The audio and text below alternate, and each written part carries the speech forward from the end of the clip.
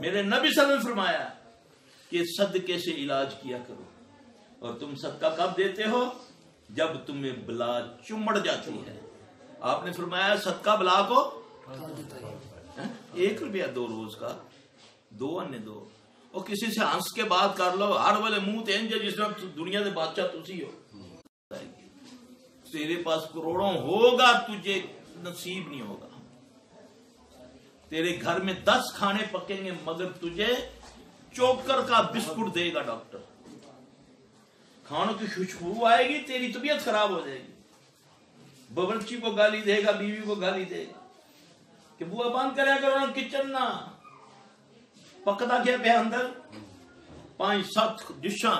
لیکن میرے رب نے مور لائی کہ تیرے نصیبہ سے وہی چوکری جیڑا تو جانوراں کٹ کے دینا۔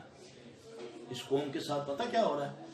اپنا چوکر پھینک رہا ہے، جانوروں کو کھلاتا ہے نا،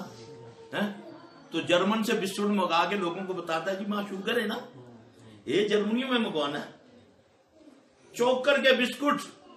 جرمنی سے منگاتا ہے لاکھ روپیہ خرچ کر کے، پھر لوگوں کو بتاتا ہے،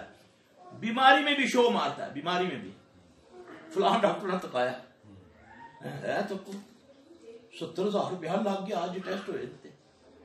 کاش تو نے 70 روپے دیے ہوتے اللہ کے نام پر دل سے، تو نے صدقہ دیا ہوتا، اللہ کی قسم بیماری تیرے قریب ہی نہ آتی۔